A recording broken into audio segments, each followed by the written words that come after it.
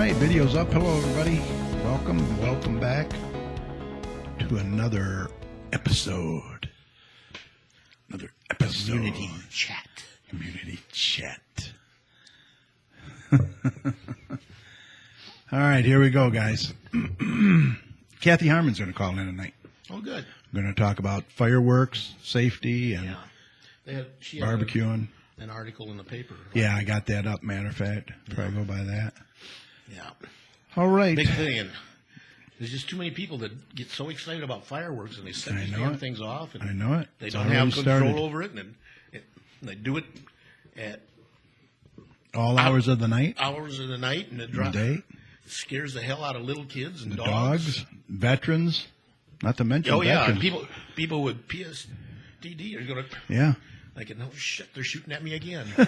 Right. All right, here we go. Silence the mics. I like fireworks as well as the next person. I'll go to some big show to see it. Recorded live. Hi, this is Dennis Newbacher. You're watching and listening to GC Community Chat with Kerry Parton on this beautiful Thursday evening in Garden City.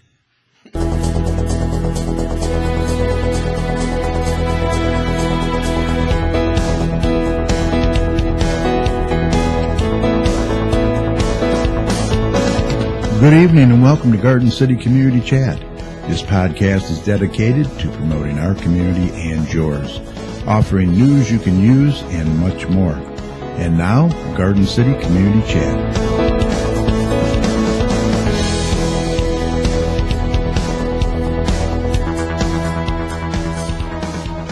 Well, good evening, Garden City, and hello to our friends in Westland, Dearborn Heights, Inkster, Redford, Livonia, Plymouth, and Canton. Thanks for joining us tonight. That's a mouthful, Mike. Yes, it is. Look who's back. Yeah. Mike Jones is in the house.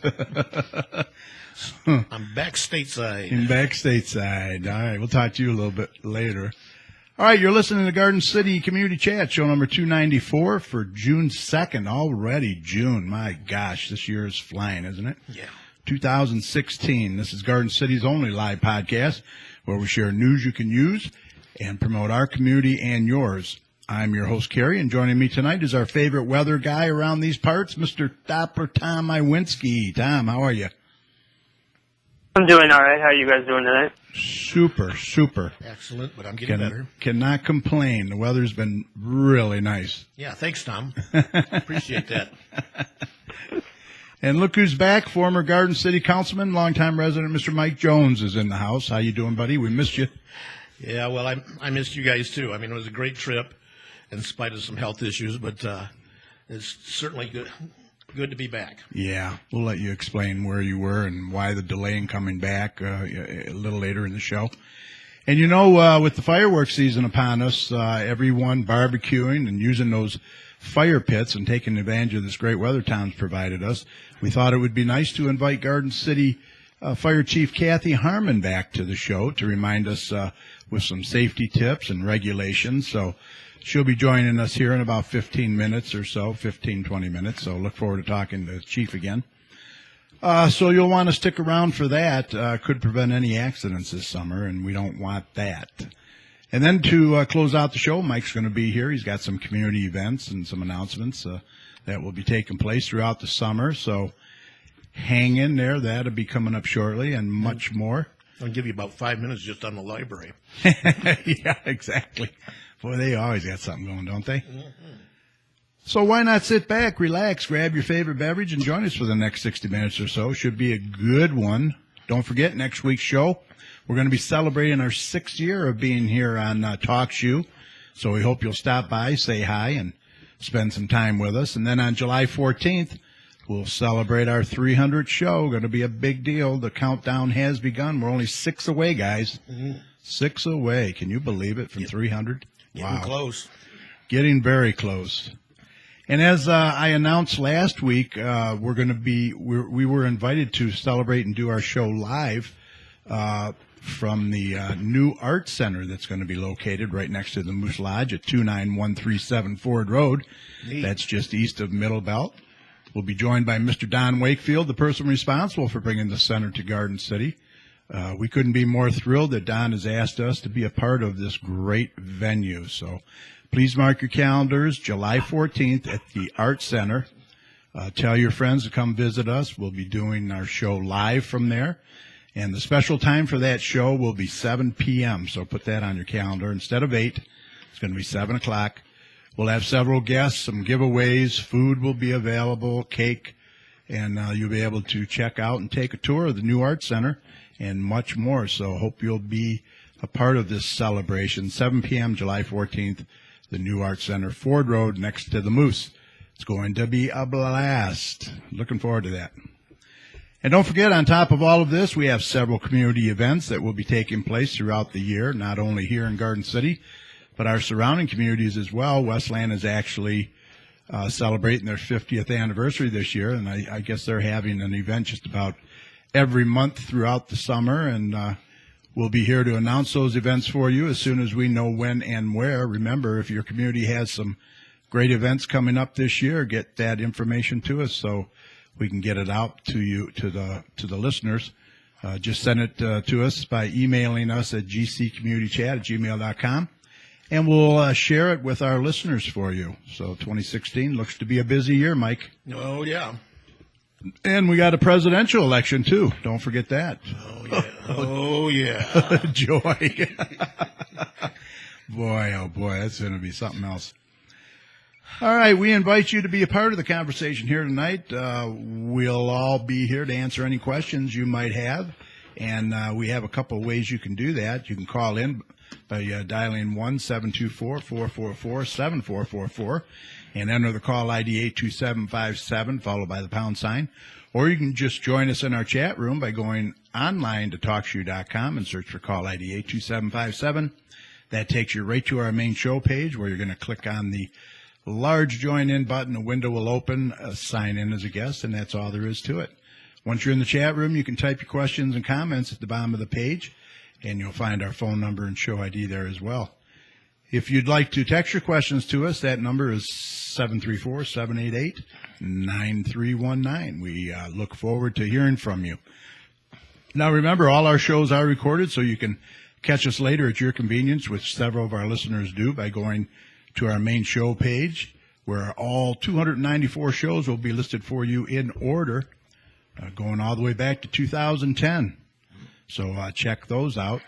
And the audio from tonight's show will be posted on our Facebook page at facebook.com/GCChat about 30 minutes or so after we sign off tonight, so please look for that. And if that wasn't enough, Mike, Yes, sir. we are also doing a live unedited video of tonight's show, so you can put a face with the voice, and that will be available tomorrow on our YouTube channel at youtube.com/communitychatshow. Please watch for that, and while you're there, why not subscribe to our channel? That way you'll be notified when we post future shows. Just click the little red subscribe button right below the video. All right, we're going to get Dopper Tom in here now and see what the weather's going to be like for this upcoming weekend. Then we're going to chat with hopefully Garden City Fire Chief Cathy Harman. We'll see if she's on the line, and if she isn't on there yet, we'll talk with Mr. Mike. So let's get Tom in here. Okay, let's get a check on the weather with Doppler Tom, see what he has in store for the rest of this week and the weekend. Tom, what do you have for us? Hey, Tom. Weather's been great. It really has been. Over the Memorial Day weekend, it wasn't too bad weather-wise. I mean, yes, it was on the warm side and a little bit on the humid side as well. And depending on where you were at, there was rain out there over the Memorial Day weekend, but it was a very hit-and-miss variety. Here, we didn't really see too much of it. We did see a little bit of a shower here and there, but the majority of the rain was almost north of us, and that continued into much of the weekend. But we couldn't escape the heat. Temperatures were close to 90 degrees over the weekend, which is some of the hottest temperatures we dealt with this time for the entire year so far. And then Memorial Day was a very nice day as well. And as we are now into June, the weather pattern is going to kind of continue to stay on the nicer side. I don't really see any big departures from average as we get into the majority of the month. So that's some great news. As we get into the rest of tonight, we are going to see a little bit of a decrease in the cloud cover out there that kind of build it up throughout the afternoon. And wasn't anything too thick out there. There were some higher clouds that built up, and those clouds will begin to diminish, and we're going to probably get to the upper 50s for overnight lows, which is very comfortable. So you could probably give your AC a break during the overnight hours. And as we get into the Friday, it's going to be another very sunny day out there, like it was today. And those temperatures again are going to be in the low 80s, so a very nice Friday on tap. And as we get into the weekend, overall, I don't see too much to be worried about over the weekend. I do see Saturday being overall a good day, starting out with a lot of sunshine. Then the clouds will begin to build up during the afternoon and evening hours. So overall, the temperatures on Saturday will be in the low 80s. And the only rain chances I see are Saturday night into early Sunday. So I don't really see it affecting too many plans out there, and it doesn't really look like it's going to be any widespread rain. It's probably going to be some on and off rain like we dealt with last weekend. But this time the time frame is going to be pushed back a little bit more and not really going to be affecting anybody. And then as we get into the rest of Sunday, after we deal with a little bit of on and off rain early in the day, it is going to be a little bit on the cooler side on Sunday behind the system that's going to bring us this rain. And temperatures will probably be in the upper 70s, so a little bit of a cool down as we get into the latter part of the weekend. And as we get into next week, it is going to start out a little bit on the cooler side with temperatures in the 70s and low to mid 70s for high temperatures, which is a big change from what we dealt with last weekend. But those temperatures will quickly warm up as we get into the rest of the week, as we're going to be dealing with temperatures in the upper 70s to lower 80s as we get into the end of next week. So overall, next week, I don't really see any more storm systems to deal with. Overall, it's going to be a quieter week as we get into next week as well. So a lot of sunshine, some afternoon clouds build up, and I don't really see too much to deal with. And over the weekend, I don't see any severe weather as well. So that's some good news. As we expand outward, there's a lot of you name it, Kerry. We have it out there in the weather business. There's so much busy weather out there. Yeah. I feel like sometimes we're so fortunate not to see this crazy weather all across the country. I know it. People still complain about our weather. Yeah. But overall, it's a very, very active pattern across the United States, especially the southern United States. They're dealing with a lot of flooding, continuing flooding across Texas. I feel that state has seen more rain than any other state this season, and that is contributing to so many storm systems that go over the same area time after time. And right now, the entire state, pretty much, of Texas is still underneath flash flood watches and warnings, and that's going to continue for the next few days out there. So they don't need the rain, but they're going to continue to see the rain for a little bit more longer. And there's a lot of flooding out there, and that's never good to see, and they're going to continue to see it. But the only thing I really think about when I see flooding is these people that continue to go through the roads, and you got to turn around, don't drown. And right. People still never really think about that. And, but I digress. As we expand outward and talk about the tropics, we're now in June. June 1st was the first day of the Atlantic hurricane season, and we've already had some activity out there. We had Bonnie across the Carolina coast, and it didn't really amount to much. It brought some squally weather and a little bit of rain and a little bit of an increased surf and waves across the Carolina coast, and now that is offshore, and it will continue to move offshore and into the Atlantic, where it will overall diminish into the colder waters. But overall, we're now getting into the hurricane season, and we can see another system as we get into the next few days. It could be a system that's going to be developing in the Gulf of Mexico and head toward Florida. So we're going to be on top for that, because you never know what could happen in the hurricane season. Sometimes these storms can spin up so fast that sometimes they don't have the time frame to really prepare. But it doesn't look like it's going to be a very strong system at this point, but it does look like it will at least be a rainmaker across Florida, which is another state that definitely does not need the rain, because they've been dealing with a lot of rain over the last few months as well. Speaking of rain, I'm going to play a little game with you guys. What part of the United States needs the rain more than any other part of in the U.S.? West Coast? West Coast. The West Coast, yeah, you got it, because California. The name of the game is the West Coast, and especially California, and they're not seeing the rain, and they're actually seeing very, very hot temperatures across the entire West Coast and into the southwestern United States. I'm talking temperatures over 100 degrees across much of those areas and out there. And you just don't want to see that because they need the rain desperately. And unfortunately, the weather patterns did not really give us that during the El Nino season. And that El Nino season is now gone, and the El Nino is gone. And unfortunately, they didn't see too much rain. Don't get me wrong, they've seen rain, but they didn't see enough to really do any impact, in my opinion. And as we look across our neck of the woods, across the northern United States, overall, again, we have been seeing some warmer temperatures and not too much to deal with in the northern United States.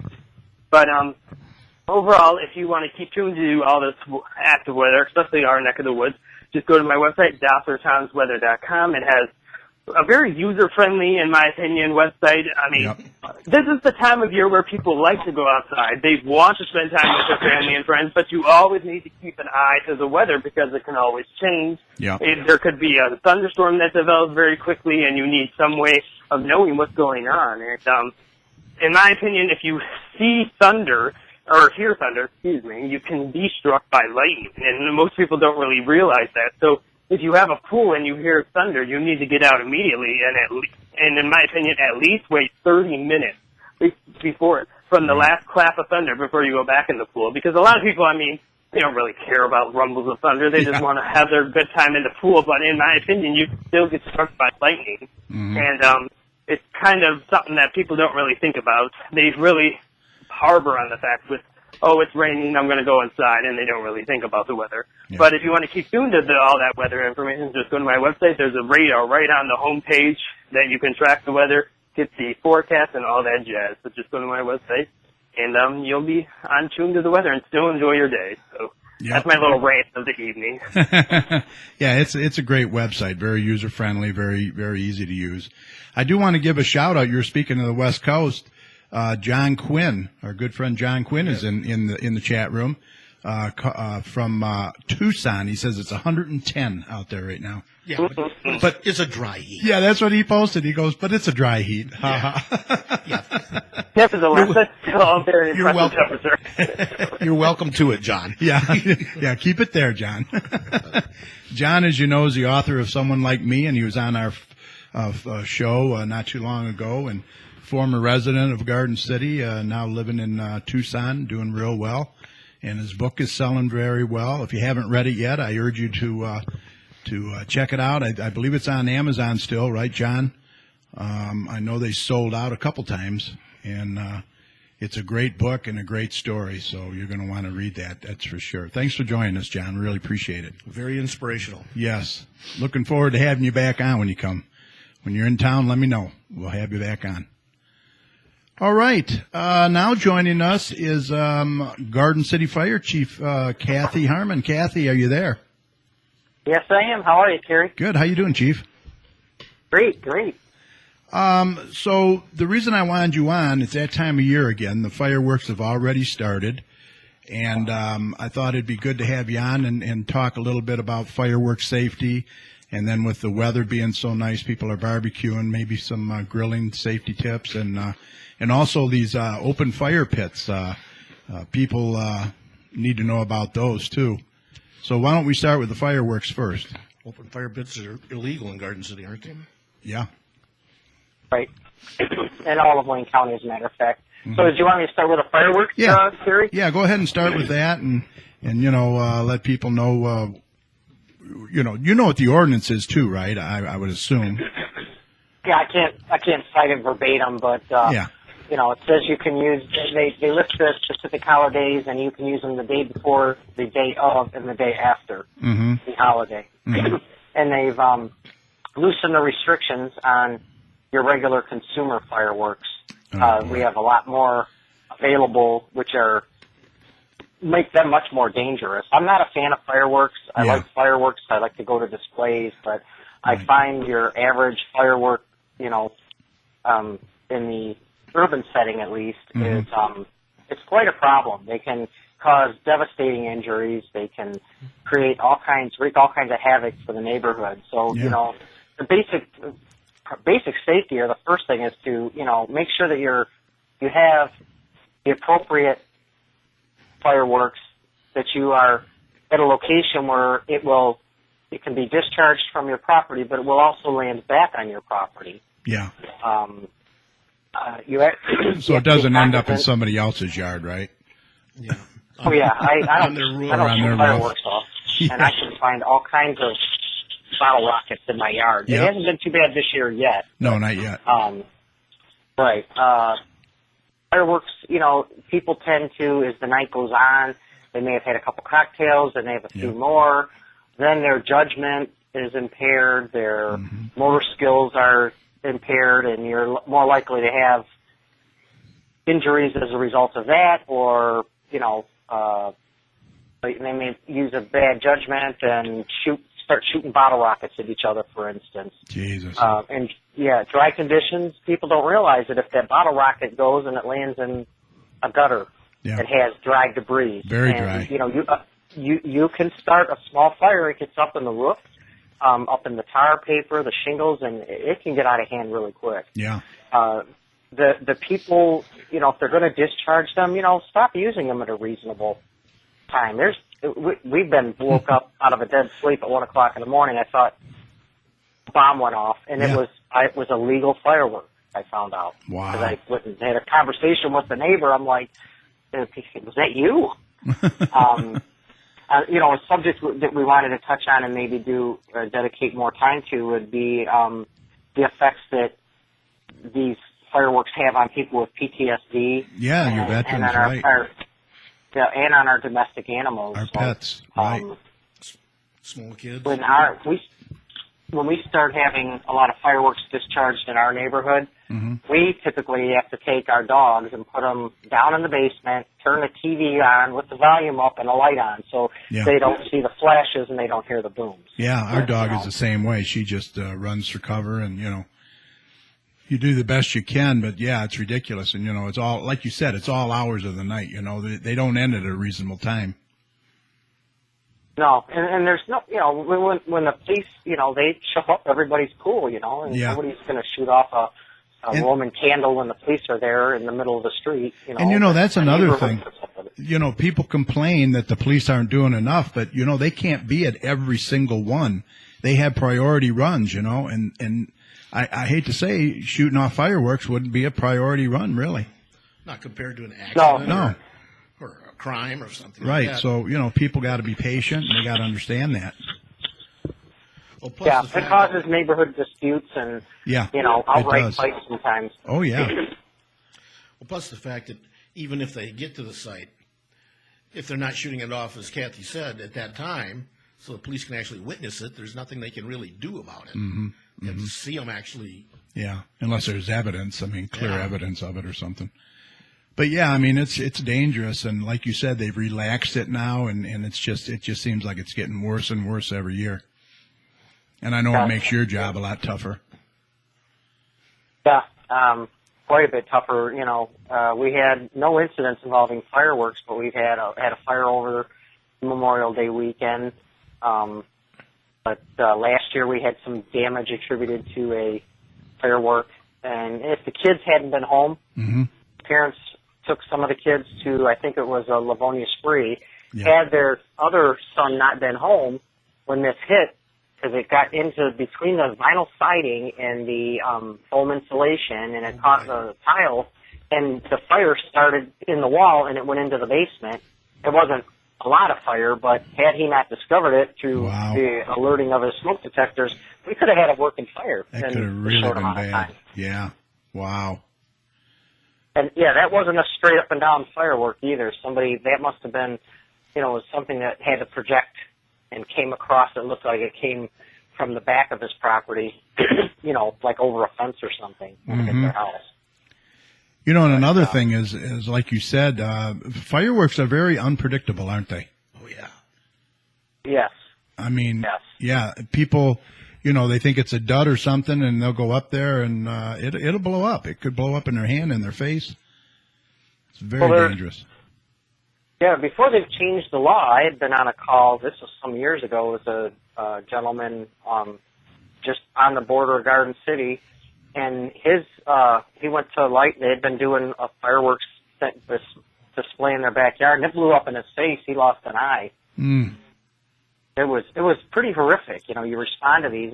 We get people with damage to their fingers, or things blowing up and they're burned or whatever. But to see that type of an injury up close, I think that's when I really became less enthusiastic about commercial fireworks.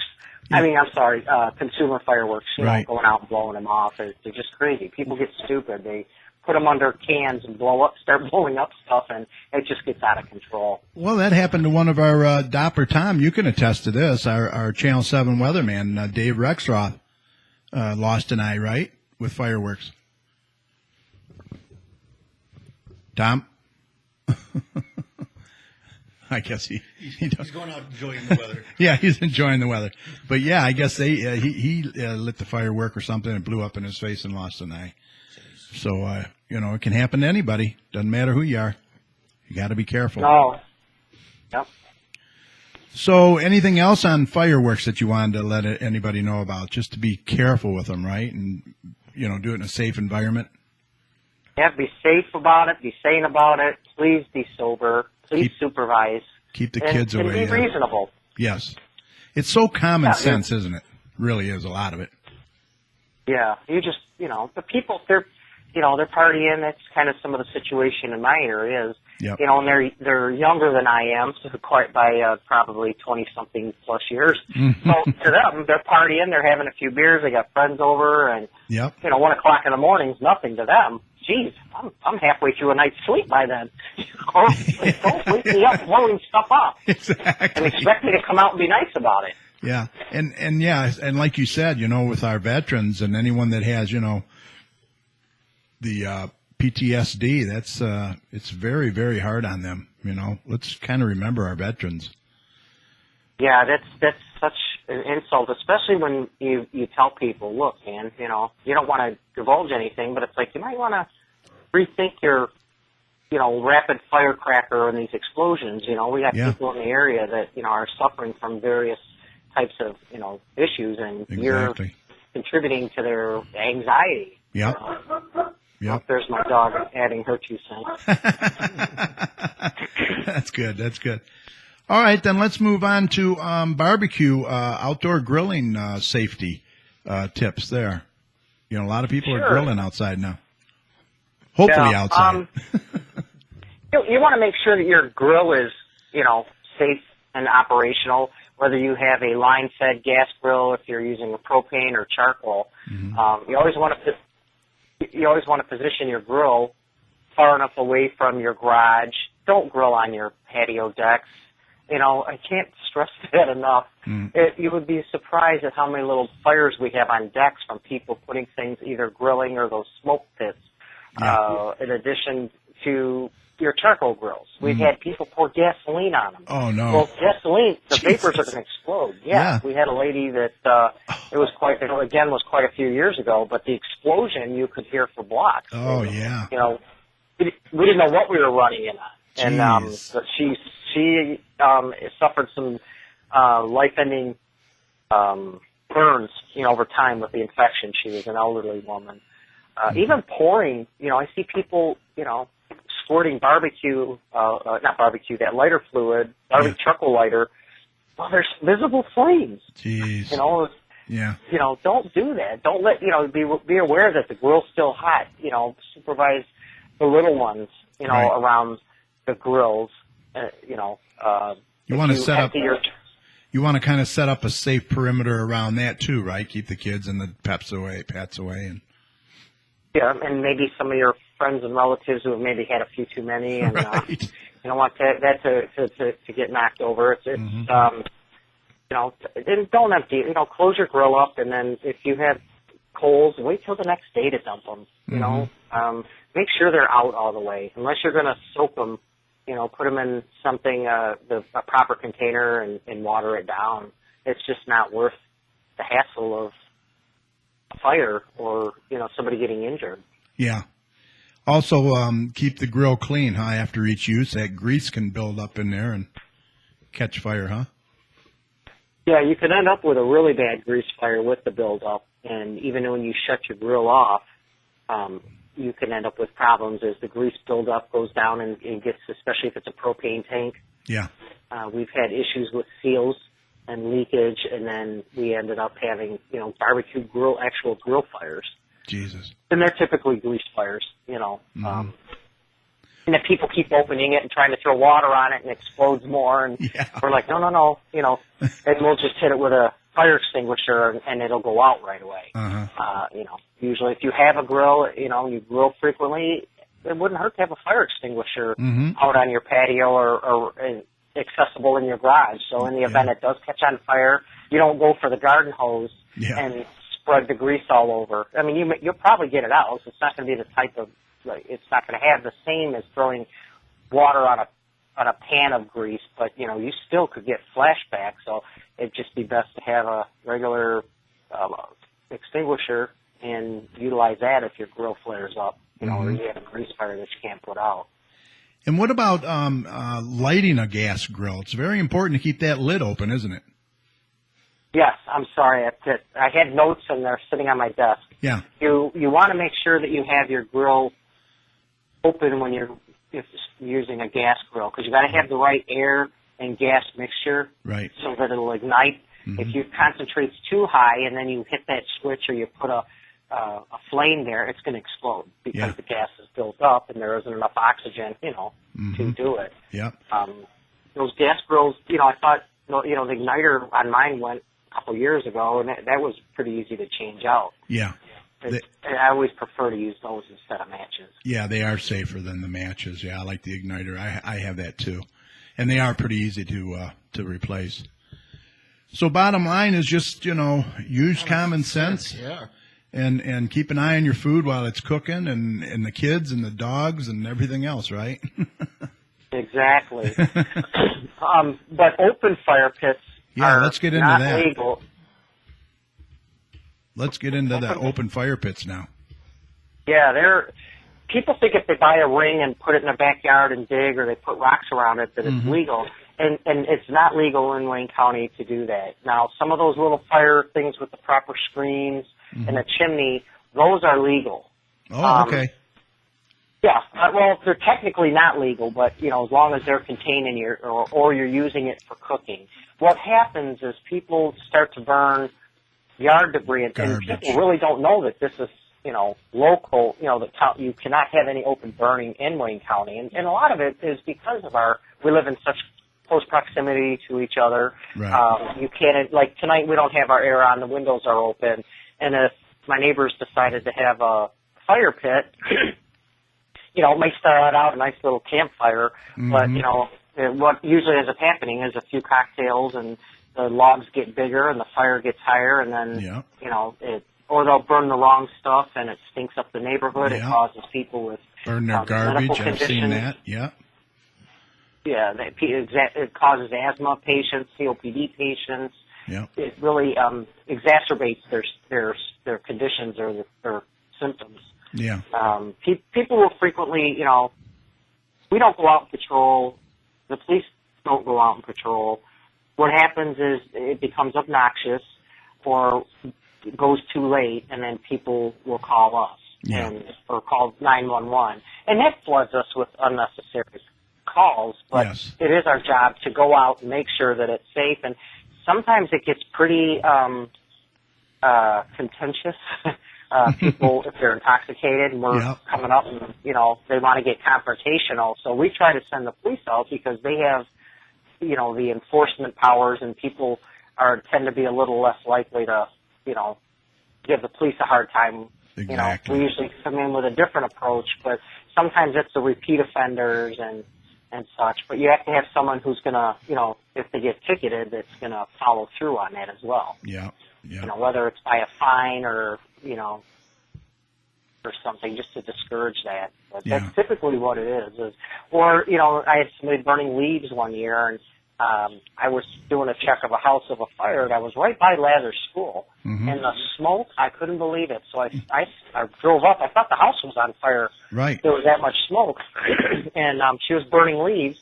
And she's like, I'm just burning leaves. And I'm like, yeah, but you're generating a lot of, you're smoking up the neighborhood. Yeah. There's a school over here, and people are going to start calling. And Plus, it's illegal, says, right? well, You can't I'm burn sorry, leaves. what? Plus, it's illegal. You can't burn leaves now. you're not supposed to do any of that. No. And she goes, well, can I finish burning the leaves? And I'm like, well, I'd rather you put it out. And I go, see how you got all these little satellite, these little fires from leaves? Well, you're distracting me. I'm like, okay. Oh, brother. Yeah, Yeah. boy, I'll tell you, you run into all kinds, I bet. Sometimes, yeah. Sometimes it's sort of like, okay, is there something wrong with my delivery, or Right. because you don't want to come out and be confrontational. No, with you people. don't. You want to educate them and Right. get them to do the right thing. Yeah. I'd be happy if we didn't have people. There's people that have little fires in their backyard. We don't know a thing about it. Yeah. We never hear it, see it, smell it. Mhm. It's the ones that get out of control, and it's usually a neighbor issue. Mhm. But I would much rather we didn't. That people didn't just have fire pits for the sake of having fire pits. Yeah. That's another thing where sometimes they put them too close to their garage. We've had Yeah. garage fires, privacy fences. We've had people that were intoxicated fall into fire pits, and end up with some severe burns. That just happened. It was just on the news, wasn't it? Where that little kid was running around and the fire pit from the campfire was still hot, and he tripped or she fell into it, and second and third degree burns all over, just like a couple days ago. Oh yeah, I must have missed that one. Terrible. I'm glad I did. Yeah, I don't know where it was. It wasn't Yeah. Garden City, but Jesus, you got to watch it. You just put it out. And people don't understand that burns are extremely painful. They're disfiguring. You're highly susceptible to infection. They're lifelong injuries, depending on some of these burns, because your body can't regulate the temperature right. Skin grafts and Oh, Jesus. it's terrible. You don't want to. Best way to not have an accident is just to plan ahead and try to eliminate all the possibilities when you're doing things like that. Have an outdoor grill, have a fire extinguisher nearby, make sure you have an approved fire pit or fire Be prepared. apparatus. Yeah, be prepared. That's probably the best thing I can say. One of the most dangerous things, though, I think that they've come out with is these deep fryers for like turkeys.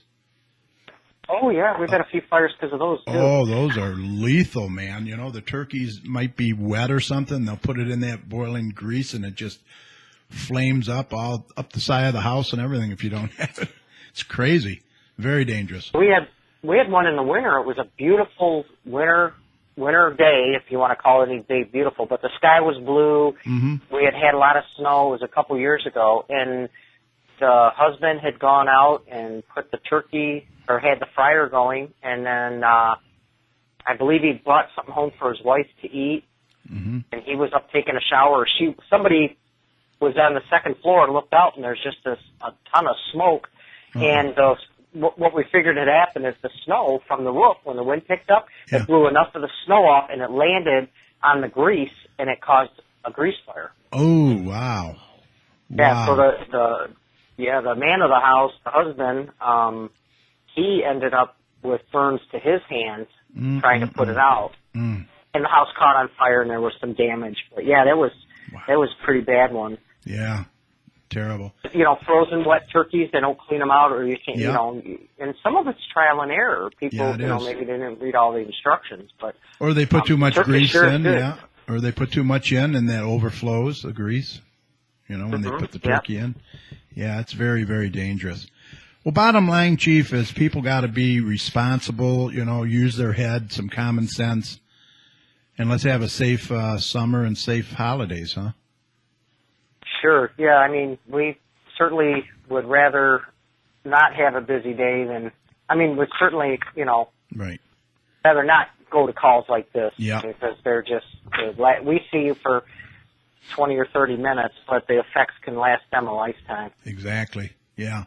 Yeah, burns are very, very painful, that's for sure. Yeah. And take care of the pets, and, veterans are Make affected. sure they're, yep. I know Lucky Dog, I think they have their calming pills. I don't know if you've ever used those. We did give them to Zoe one night. It's all natural, doesn't hurt them or anything, and it kind of calms them down, soothes them a little bit. I think she has them over there. So I think they're called Calmies or something. Yeah, Calmies or something. Yeah, something like that. Yeah. I think there's like 2 in a packet. But Do they seems make to them for work. humans? Huh? So I wonder if they make those for humans. I think they do, but it's some kind of a herb. I can't remember what it's called, though. It's like a herbal prilosec. St. John's wort. Yeah. I don't know. Yeah, I don't know. If they do, you got to tell Chief Murray. Yeah. Well, look, anything else you wanted to mention while you're on? I'd like to say thank you for having us. Oh, absolutely. Having me and giving me an opportunity to share some information with the people. I appreciate what you do. Yeah, well, we appreciate what you do for sure. You guys do a great job, and we're happy to have you. That's for sure. You're welcome on anytime. You know that. Thank you. Thanks for coming on, taking the time, and we appreciate it. And have a safe summer, okay? Yes, I'm looking for fun things to do. Yeah. Hey, while you're there, I did want to mention the Observer just published the top 10 most dangerous intersections. Did you guys see that? Mm-hmm. Yeah, a study was done. They took the How many of them are on Ford Road? Just about all of them. And it's at Wayne County, all 43 communities they did. And they used the Michigan State Police crash data. The number 1 intersection was Ford Road and Haggerty, out by IKEA, out there. It had 115 accidents in 2015. And then Ford and Lillian Canton was second with 89 crashes. Telegraph and Schoolcraft in Redford, 81. Dix Highway and Southfield Freeway, Lincoln Park, 80 crashes. Ford and Wayne Road in Westland, 71 crashes. Ford Road and Canton Center and Canton, 60 accidents. Canton's got a lot of bad intersections. Telegraph and Eureka and Taylor, 60. Telegraph and Van Born, Dearborn Heights and Taylor, 59 crashes. Middle Belt and Schoolcraft in Livonia, 56. And rounding it out, Ford Road and Middle Belt in Garden City, 55 accidents. So there's another argument to lower the speed limit, I think. I can't tell you how many of those I've been to recently. I mean, we're talking bad rollovers, multiple car accidents. Well, that one, about 3 weeks ago, they had about 6, 7 cars were involved? We saw I believe that was the morning of the Garden City GCYAA opening day. Yes. Crazy. Yeah, because I didn't hear it. I didn't have my radio on, and then I could hear a lot of radio traffic. I could hear the engine out and calling for other stuff, and I was waiting for a break, and then I ran into them at the GCYAA, and they were kind of disheveled. And I say, hey, what's going on? They go, man, you didn't hear the accident? The one captain's experience, he goes, Chief, I swear it almost looked like there was an explosion. There were car parts, cars everywhere. Yeah, it was crazy. It's the worst one I've ever seen. Yep. They said nobody was really hurt. No.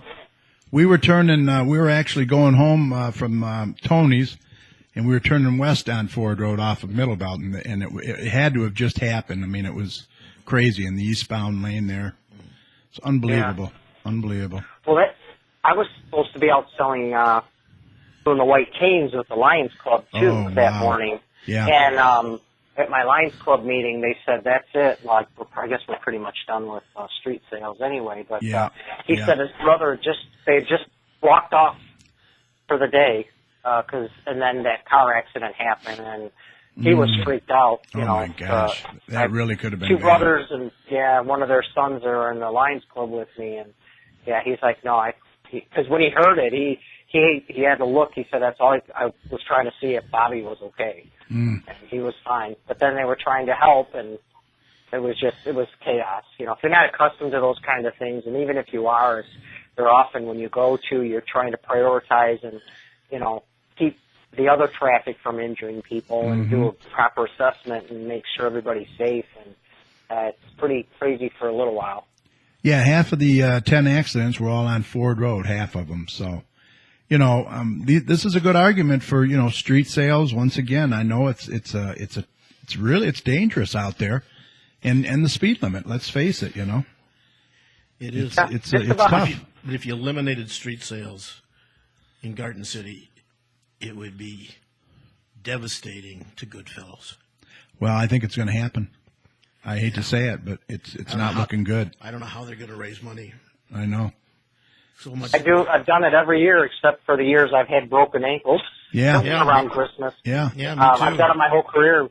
Yeah, it's going to be devastating for a lot of these, organizations, and especially like you said, the Goodfellows. But I don't know. It's just, like somebody said, it just takes that one accident, that one catastrophe, and that ends it, So maybe they're trying to be more proactive now with the speed limits and people texting and Snapchatting and everything behind the wheel now. And they're putting more regulations on the people that are doing it too. Yeah. In terms of what they got to wear and. Yeah, the vests and stuff. Yeah.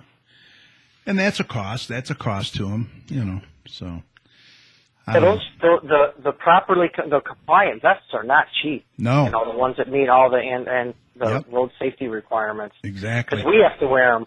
You put turnout gear on because you're going to a situation in the street. Yeah. Car crash, there's a potential for fire, but then you got to put on this reflective vest. It's flammable. Yeah. Wow. I will do whatever is necessary to protect the guys that are out there trying to take care of the people. Oh, yeah. But it was just kind of like, man, that would not only would that burn, it would ruin the turnout gear. Yeah, really. I'd have to buy a new set of turnout gear for the guys, and they don't like their gear because you look like a rookie. Yeah. Wow. All right, Chief. Well, I thought that I would just share that with you. And also the Memorial Day ceremony was really, really nice again. Very emotional as always. It's a great turnout. Did you see the front page? Did you see the front page of the Observer? Oh, yeah. And that's special. Oh, man. The one guy on the right is firefighter Eric Tews. He's a Navy veteran. Okay. He's been on probably close to 20 years. And then the other Navy veteran, Corey Butler, he's been on about 2.5 years. Okay. He was also there, but he was up on the steps with the other guys. And our newest firefighter was standing next to Eric, and his name's Mike Storms. Okay. Yeah, he looked like he just out of high school. He grew a mustache. It's making him look a little older to me. But yeah, he's still. Yeah, that was a great picture, and you guys all looked really sharp out there, and a very, very good time as always. So, the city put on a good ceremony again. Well deserved. And Mayor Walker, he does a nice job. His heart's really into it. Yeah. Not that the other mayors weren't, but Randy really does. Enthusiasm. Yeah, he puts his heart into it. He really, really does a good job for sure. All right. Well, look, say hi to Marty and all the gang, and thanks for coming on again and taking the time to share those tips with us. We really appreciate it. I appreciate being able to get the word out. So, and I know Marty would like to still do another show, elaborate a little bit more on the pets. Yes. And I do have a member from the American Legion. I'll get you his card. He is willing to come on the show, and I believe he has a therapy dog as well. Oh, okay. And, maybe if the listeners get to hear it from, a veteran who's been out in combat and serving, they might get a better idea, and maybe, Absolutely. Understand. Yeah. Give me his name and contact info, and I'll get a hold of him. And whenever Marty's ready, just tell her to give me a date, or I can send her some dates. I think, already, but I think those dates are past. I printed them out and I brought them home. So, we've had some scheduling issues. No, I get it. I get it. Yeah. Oh, yeah, I get it. No, whenever you guys are ready, let me know. And just send me his info. I appreciate it. I sure will. Actually, I'll just scan his card and send it to you because that'd be easier. All right. That's good. Yeah. Perfect. All right. Thanks, Chief. Right. Have a great evening, huh? Thank you and good night. All right. Mr. Night. Jones. Night. Right. See you. See you Monday. All right. Bye-bye. Bye. All right. Before we get to Joy and Holly, let's chat with Mike a little bit for a few minutes. Last week I touched on what happened to you and why you couldn't make the show, but why don't you explain to everyone who happened, if they missed it, and give us an update, how you're doing, how you feel, and part of this is R-rated. The description of what happened to me. That's all right. We're all adults here. Yeah. Well, the vacation started out great. It did. We were in Europe for a total of, I think, 17 days. Okay. So it was a significant trip. Yeah. Started out in England. We first day we did a coach tour of the city in the morning, and then went to see the changing of the guard at the Buckminster Palace. And that's pretty cool. I've seen that. Yeah, that was very impressive. Yeah, very. And the next day we went out to Windsor Castle. Okay. And got a tour of the castle. Mm-hmm. And that was quite impressive. It's sort of seemed like we were on a castle a day plan. Yeah, there's a lot of them. Yeah. There's a lot of them, for sure. After we left England, we went to Wales, and they told us that Wales has more castles than any other country in the world. Yeah, I think I've heard that. That's crazy. So more castles. Yeah. Some of which are in a significant state of disrepair, but they have a history that goes back hundreds of a lot of history, years and so forth. Right. Back to the Normans and what have you. And then we were from Wales, we took a ferry across the Irish Sea to Ireland. Mm-hmm. And we did a nice... Did you do the bluffs? No, but we did a nice horse and buggy trip around the Ring of Kerry. Oh, did you? Yes. Awesome. In Kerry County. It's pretty cool, isn't it? Yeah. which was kind of neat. Yeah, that was nice, I bet. Yeah. It's always, Kerry rides are nice. And of course we went to the castle where the Blarney Stone is. Yeah. But Faye and I decided that after talking to some of the people that we would just watch from down, from the base of the castle. Yeah. It's like 100 steps. Oh, no. Yeah, and then you got to lay on your back or something, don't you? That's what they tell me. It's like 100 steps, and it's kind of a spiral staircase, so not all the steps are equal in width or in height. Oh, no. And you get partway up, and there's no railing anymore. There's a rope that you have to hold on to. Oh, my gosh. And then when you get up there, you supposedly... They'll take a great picture of you, but you got to be laying on your back to kiss the Blarney Stone. And everybody and their brothers kissed it. Yeah. And if you were sick, you would have really probably been sick with all them germs. Yeah. But we decided just navigating those stairs was just not worth it. No. So I have some great views of the Blarney Stone from ground level. Yeah, I'll have to see some of those pictures. Yeah. Wow. And we were in Dublin for a day and went to out to dinner and where they had a Irish folk group sing.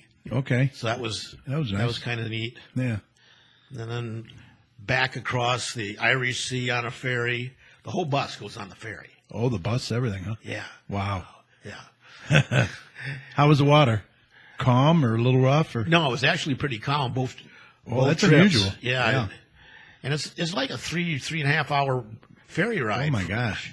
Across the Irish Sea. Wow. And that got us back into Wales, and then for a short stint, and then on to Scotland. Okay. And after Scotland, we came back down and wound up at Stratford-on-Avon and Shakespeare's home and all that kind of stuff. Mm-hmm. After that, most of the tour group was flying home the next day. Okay. But we were taking the train to Paris. Okay, that was nice, huh? Yeah. Going through the... Yeah. And that train really whips along. Yeah. How long did it take you to get there? It's I think all the way to Paris, I think is about 3 hours, 2.5 hours, something like that. Yeah, that isn't bad. Wow. Yeah, that's flying, clipping pretty good. Yeah. And in Paris, the highlights we had were we took a river cruise down the River Seine. Mm-hmm. Wanted to do that at night because Jerry Thorne had recommended as beautiful with the lights. Yeah. But we found out that all those spots had been booked days ahead of time before we ever got there. Yeah, I bet. Yeah. And we were under the impression we were going to be able to book something when we got there. So that was a daytime tour. From there, we went to the Eiffel Tower. Okay. And so when did you start feeling sick then? Oh. Now, this is when you're starting to get sick, right, in Paris? Actually, I started getting sick the day before we left. Oh, even before the England. train trip? Yeah. Oh, okay. Yeah, I can elaborate on that if anybody really wants to listen to the disgusting details. Well, At the Eiffel Tower, we didn't have any tickets in advance, so we had to go through the queue and the long lines to get our tickets and so forth. Mm-hmm. And there were numerous soldiers in full camouflage walking around with Uzis. Yeah. In groups of 2 or 3. Yeah. So they were taking And security. dogs, too, I think. Yeah. They were taking security very seriously. Very serious. Yeah. We went up to what I think they call it level 2, where they have a restaurant and stuff. Uh-huh. But we didn't go all the way to the top. Mm-hmm. The next day, we went to Notre Dame and went to Mass. Oh, wow. Notre Dame Cathedral, beautiful. Wow. It's a beautiful place. Mm-hmm. And we went to the Louvre and saw Mona Lisa. But by this time, I'm still pretty sick, and we didn't stay as long in the Louvre as I would have liked to. Oh, and after the night we went to the Eiffel Tower, we also went out to eat at a typically nice French restaurant. Mm-hmm. I couldn't eat worth diddly at this point Yeah. because of my illness and what have you. Right. And after that, went to a show at the Moulin Rouge. Okay. So there were some real good times. Yeah. Traveling through the British Isles, I couldn't believe how many fields we passed with sheep in them. Oh, yeah. A lot of sheep. I have a T-shirt that says the 10 Welsh commandments, and the first one is "Thou shalt love sheep." Yeah, you better love them because they're going to see a lot. Yeah, a lot more sheep than cattle. Yeah. So then you ended up in the hospital in Paris. Yeah, what? You actually had like flu symptoms, could we say? Yeah, you could, in the sense that Couldn't keep anything down. Yeah, I was having problems at both ends with vomiting and diarrhea, and that started the night before we went to Paris. Okay. And so I was dealing with that for like 2 days. Mm-hmm. All the day we traveled to Paris, and the day before and first day we were in Paris. Mm-hmm. After we got the vomiting and diarrhea passed, that took a couple of days. I still had really severe heartburn, and it was painful to swallow. Mm. When I tried to eat, there was very little that, first of all, even appealed to me. Wow. And it was. So was it like a strep throat, did they say, or would you say, or? I don't know what originally caused it, but when we got home, the last 2 days in Paris and the day home, I was free of the vomiting and the diarrhea, but I still had the very bad sore throat and pain. Mm-hmm. Heartburn.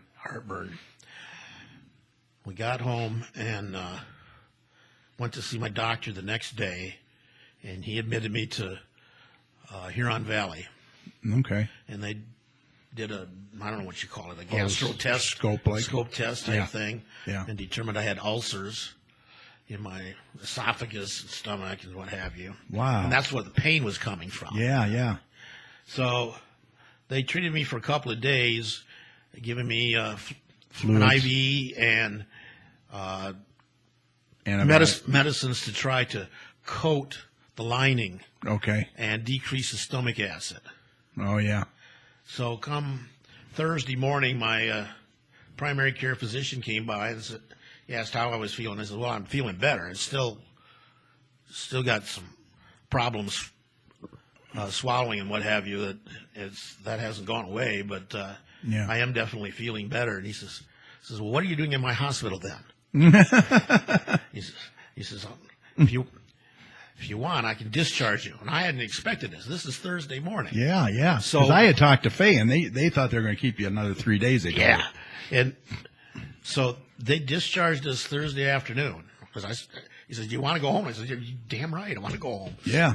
And so I was surprised that I was home by late Thursday afternoon, and we actually went to the Kiwanis anniversary dinner. Yeah. I couldn't believe it. And most people who saw me there couldn't believe it. Didn't say it to my face at the time, but they were telling me today at luncheon. It says, "You look a lot better." I wanted to tell you look like death. Warmed over a week ago, but I didn't want to be negative about everything. Right. Says, I felt like it too. Wow. So that was quite an experience. Yeah, we had the Veronica's catering meal, and I think I was able to eat one piece of chicken and a little bit of Jello type dessert, and that was it.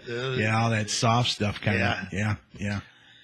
But bottom line is, you're doing better. You're on the road to recovery, and you're back with us, and we're happy you're back. And so I know several people asked about you. So I appreciate everybody's doing good prayers and thoughts and so forth. It certainly is nice to hear. We're doing better. I still, as I say, still have a little bit of discomfort in the lower stomach area. I get to see my doctor next Monday. Okay. And I go back to one of the associates of the guys that did the scope test at the end of the month. Okay. For a follow-up. Yeah. I'm going to try, if I feel up to it, going to cardiac rehab exercise tomorrow. Okay. Well, don't push it. I won't. Yeah. And I've already called in and told them I wouldn't be at tonight's ball game and wouldn't be there for the weekend. But I would try to come Monday for the beginning of the Toronto series, Monday, Tuesday, and Wednesday. And again, we'll see how it goes. Right. If I feel up to it, I'll try it. Exactly. And if I You're decide, you know your own body, so and if I decide that, hey, this was a little bit tougher than I wanted it to be, then I won't work anymore. Right. You got to get your strength back up. That's the thing. Yeah. Get back to where you were. Hey, how were your accommodations through the entire trip? Good? Nice? Oh, fantastic. Real nice? Oh, yeah. The hotel in Paris, the first hotel in London were just beautiful. Yeah. That's good. All the others were real good, too. Mm-hmm. Paris, you would say, was the nicest, though? That one in London, we stayed there for 2 nights. That was pretty top drawer. Pretty top drawer too. Okay, good. But the Paris one was excellent, and we had fantastic help and service and from the staff and what have you. Well, that's good. I'm glad we went.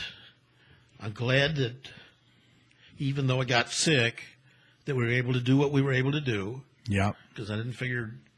Right. It wasn't totally wasted trip. No. And I didn't figure we probably weren't likely to ever go back. Yeah. Right. Yeah. It's a once in a lifetime thing, really. Yeah. So. Yeah. Well, that's good. Well, look, we're glad you're back, and that's for sure. You're doing better. So I guess we'll move on now. Yeah. Let's do Holly. Yeah, we'll do Holly, and then we'll get you to do some announcements. Got a few over there, so we'll get. Oh yeah. See what gardening tips we got. I got a ton of them.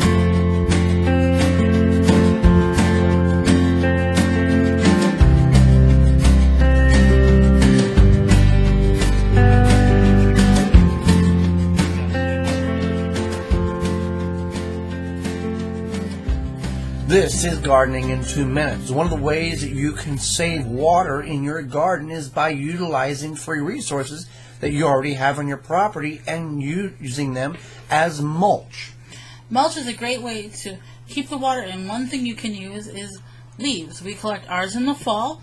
We collect all around our yard. Sometimes if the neighbor has some, we'll collect leaves and we just put a sprinkling of leaves over each one of our garden areas, and that helps retain a lot of the moisture. You can use dry grass clippings that you're currently mowing from your yard. You want to make sure they're dry, so if you bag them, put them on a pavement to let them dry, or let them dry on walk paths in your garden and utilize them around your plants. Two things you want to keep in mind when utilizing dry grass clippings as mulch is, one, make sure you cut your grass to where there's no seed pods on the grass blades that you would be bringing into the garden. You're just adding seeds to the garden, and you're going against what you're trying to do, is having a weed-free garden, as well as make sure your yard hasn't been treated with any chemicals, because that will retain in the grass clippings, and you'll introduce that into your garden, which can be very detrimental to the vegetables that you're growing. You can also use shredded paper. While this might not be the most attractive looking mulch, if you have a shredder and you have the paper that you shred, you can definitely use it. You may want to water it down a little bit and when you first put it on your plants so it doesn't blow all around. You can also use straw. The straw is the byproduct of the grain industry, oat straw, wheat straw. You don't want to use hay. Hay is grasses that are grown for animal consumption, and that contains a lot of weed seeds. You could also use pine needles. Pine needles are acidic, but by the time they break down in your garden, they become neutralized and will not affect the pH in your garden soil. For more information on mulches and the advantages that mulch can have in your garden, our weekly video productions, as well as our free downloadable digital quarterly magazine, you can find all that information at the WisconsinVegetableGardener.com. A gardener for all gardeners. For Gardening in 2 Minutes, I'm Joy Baird. And I'm Holly Baird. All right. Thank you, guys. Okay, let's move on, and we'll get to Mike. Mike, we're going to cue up your music here because I know you've missed it. Oh, yeah. That'll be the day. Well, that'll be the day when you say goodbye. Yes, that'll be the day. Okay, it's time for some community announcements. So let's get Mike in here. Mike, take it away. That'll be the day when I die. Which I thought was going to happen in Paris. All right, what you got over there for us? Well, let me start with the Garden City Library's summer newsletter for June, July, and August. All right. They got a ton of stuff going on. When don't they? Yeah. First of all, youth, teen, and family programs. Preschool story times take place every Tuesday in June, July, and the first one in August from 10:15 to 11 a.m., ages 0 to 5. Includes a story, songs, and crafts. Next is Lego Club. On June 13th from 3:30 to 5:30, participate in building challenges and Lego games to inspire creativity. Next, we go to Maker Mondays. June 20th and 27th, and all through July and the first week of August, from 3 p.m. to 5 p.m. every Monday during the summer. Kids will create crafts, Lego creations, science experiments, and T-shirts. All ages are welcome. Family performers. These are on Wednesdays, starting June 22nd, all the way through the end of July, from 6 p.m. to 7 p.m. Register for the Summer Reading Club 2016 and celebrate summer reading in style with family performances of mad science, comedy, and even live animals. See the library's website or call for the full performance schedule. The Adventure Club on June 23rd, July 7th, and July 21st. Explore the world. That's from 3 to, and August 4th. It's from 3 to 4. Explore the world through stories, games, and treats. Each week will feature a different country. Registration is required. The Tween Book Club. Children ages 9 and 13 on June 30th and July 28th from 3 to 4 are invited to read a pre-selected book and meet at the library for discussion, crafts, and pizza. 6:30's book is Zeta, the Space Girl by Ben Hatke. Registration required. Short water break. It's a lot of reading. Yeah. And we have a Super Smash Brothers tournament on July 14th from 3 to 4. Come to our second Super Smash Brothers competition The winner will receive a gift card. This is for teens ages 11 to 18. Registration is required. And finally, in this category, we have the Harry Potter Party on July 30th from 2 to 4. Celebrate the release of Harry Potter and the Cursed Child at our Harry Potter Party with themed activities, crafts, and treats. All ages are welcome. Registration required.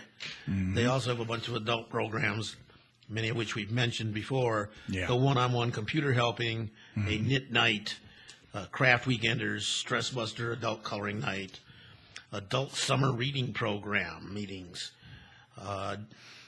On June 21st, wildflowers in their lore. June 28th, mini golf. July 5th, yoga in the library lawn. On the library lawn. Oh, boy. My birthday, July 12th, laser tag. July 19th, health food sampling. And July 26th, classic cars and hot dogs. Sci-fi movies on August 1st, 8th, and 15th at 6 p.m. Books into Beads craft program, August 16th at 6 p.m. Learn how to turn old books into funky jewelry, ages 14 and over.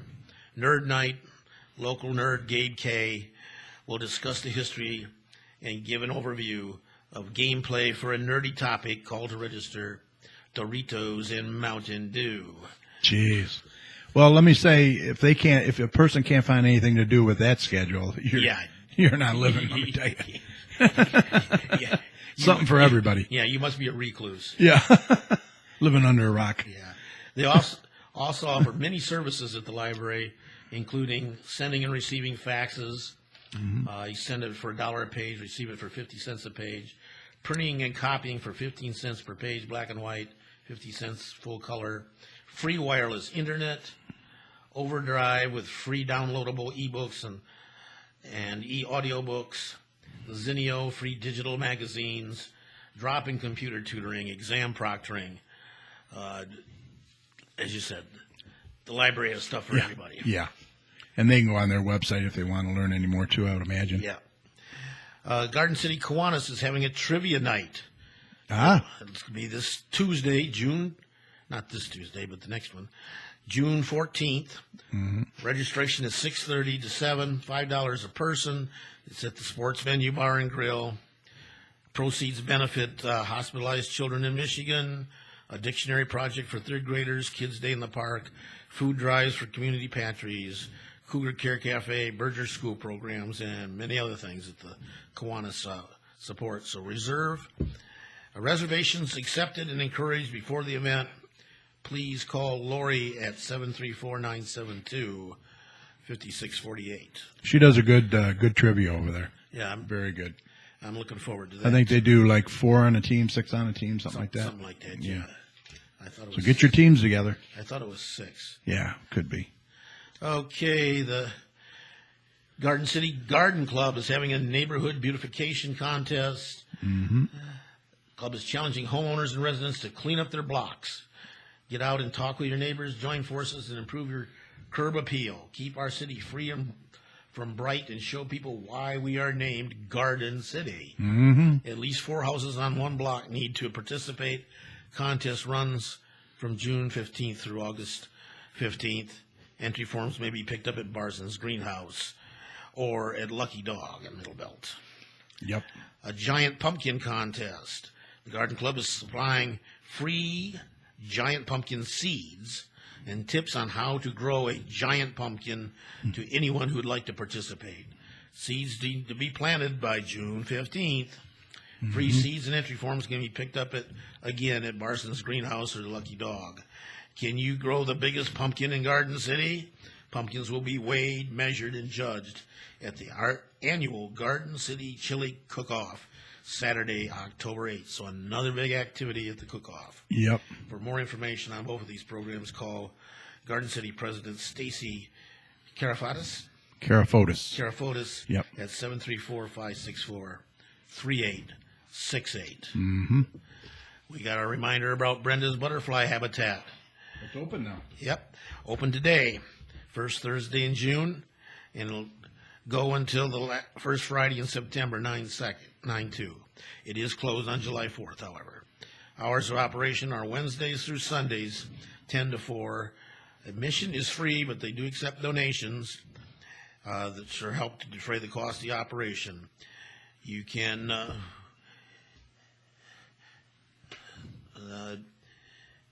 it's filled with butterflies, host and nectar plants that are native to the area. You will see the complete life cycle of these winged beauties in all stages of their metamorphosis. Yep. And you can visit Brenda's website at Butterflies in the Garden, Brenda Ezekiel, at www.butterfliesinthegarden.com. Each word in that is capitalized at the beginning. Yep. Or you can see her, like her on Facebook at www.facebook.com, Brenda's Butterfly / Brenda's Butterfly Habitat. Garden City Mini Golf coming up. That's this Saturday, isn't it? June 14th is the 50th anniversary. Along with the Bacon Run. Yeah, I was going to mention that. This weekend. The first annual Bacon Run is going to be this Saturday. My son Derek's actually in it. Gordon Chevrolet sponsored him. Oh, that's great. They were hoping to get 100 runners. Yeah, well, I think they have 340 registered as of this afternoon. Yeah. So it's a timed event, so that's bringing people from outside the city, which is good. 30-some communities, including a couple people coming from Ohio. Yeah, it's going to be a big deal. Admission includes it's from 12 to 5. Admission includes hot dogs, chips, drink, souvenir, and face painting. From 9 to 11, the Glow Golf includes free glow bracelet and souvenir. Adults are $5.50, children 4 and unders, and seniors 62 and over are only $10. Rain date is June 5th, but I think Tom has promised us that it won't rain until late Saturday, so there shouldn't be a problem. Right. I think you're right. The outdoor flea and food market. Yep. The second and third Saturday of the month, June through September. They want vendors. Setup begins at 8 a.m., $15 for a 10 by 10 space. No advance reservations. Payable the day of the market. All proceeds go to the Historical Museum. Restrictions, no weapons, no offensive pictures or literature, no food or beverage sales. For information, please call Diane at 734-765-7999. Yep. It's located at the Straight Farmhouse, which is on Merriman Road, north of Ford Road. And we have something for everyone. There'll be toys, antiques, collectibles, jewelry, household items, man cave signs, and much, much more. For questions or directions, please contact the Straight Farmhouse at 734-838-0650. And these are second and third Saturdays of each month, June through September, are all weather permitting. So if we got a wipeout rain day, then it won't take place. But otherwise, it's a good event. The Garden City Business Association and DDA is having a scavenger hunt July 8th to 22nd, beginning Friday, July 8th and running through Friday, July 22nd. The Garden City Business Alliance and the Downtown Development Authority will be hosting a citywide scavenger hunt. People will be scouring the streets trying to find answers to the clues held only within the participating businesses. The first place prize for the scavenger hunt is 500 big ones. Yep. Benjamins. And we will be awarded at the Music in the Park event on July 28th, 2016. There's no cost to take place in the event. Visit the Garden City businesses, win prizes, shop, and have fun. Yep. Scavenger hunt packages to be available for pickup. To be announced, I think. To be announced Yeah. for pickup and available. Yep. Yeah, that's going to be a fun time. Bringing back music in the park, too. Yeah, another great event. Yep. Join the Garden City Kiwanis for our trip to the Greektown Casino and the Belle Isle Gardens and Aquarium.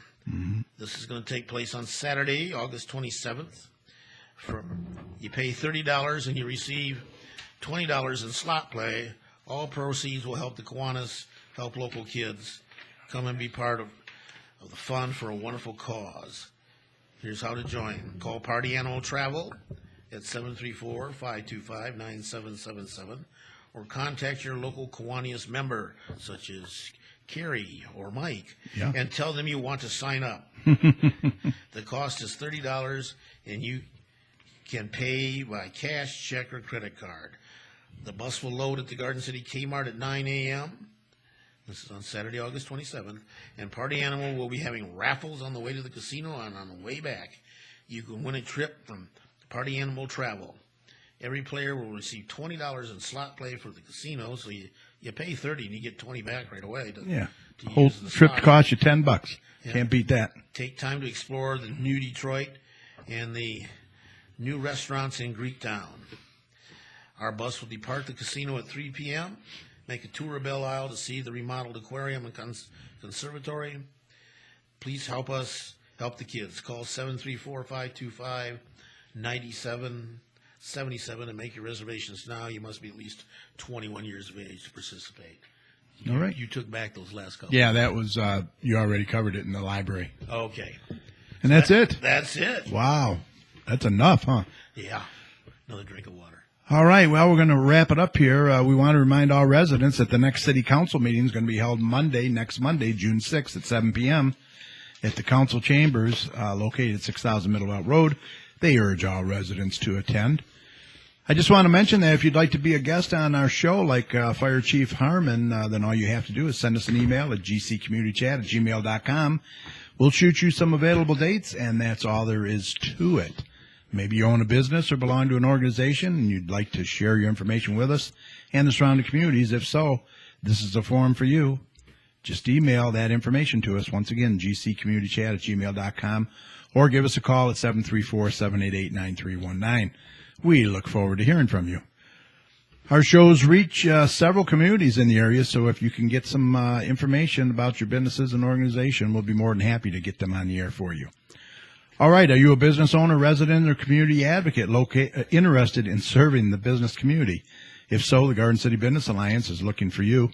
Becoming a member is very easy. Just visit their website at gcbiz48135.org. Fill out the contact page or give them a call at 734-788-9319. Also visit their Facebook page at facebook.com/Garden City Business Alliance. Why not consider joining the GCBA and be a part of moving the business community forward? Or better yet, why not come to their next membership meeting, which is Friday, June the 10th, 9 a.m. at the Straight Farmhouse in the Grand Parlor, 6221 Merriman Road, just north of Ford Road. As always, we want to thank Mark Hammer and all the folks over there at the farmhouse for hosting our morning meetings for us. We really appreciate it. We hope you'll be able to attend. We would love to meet you and hope that you'll become a member of the GCBA. Okay, before we sign off tonight, please jot these numbers down. If you'd like to become a volunteer for any of the DDA events, please give Kim or Teresa a call at 734-261-2830. The DDA office is located at 29213 Ford Road. And once again, if you'd like to become a member of the GCBA or a volunteer for any of their upcoming events, give them a call, 734-788-9319. Or once again, contact them at their website, gcbiz48135.org. Both the GCBA and DDA are working hard on events and dates right now, and we're always looking for volunteers. Please contact the DDA and GCBA today. Well, I think we're ready to call this a podcast.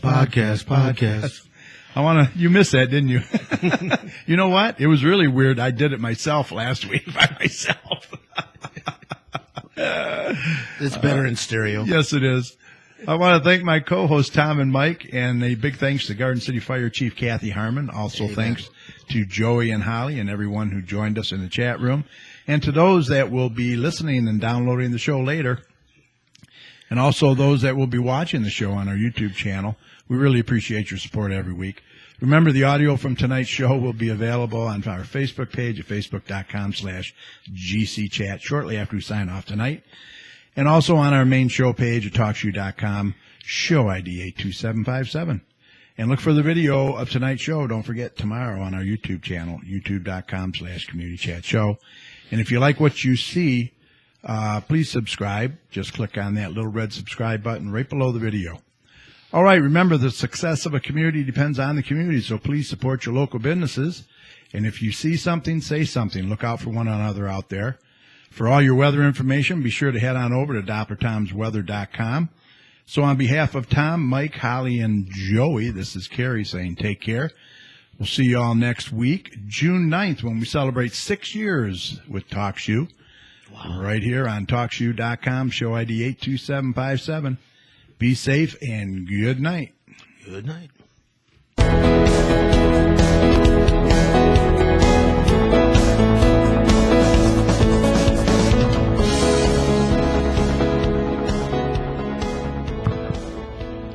All right. Thank you, everybody, for watching. Appreciate it. We will see you all next week. Take care. Bye.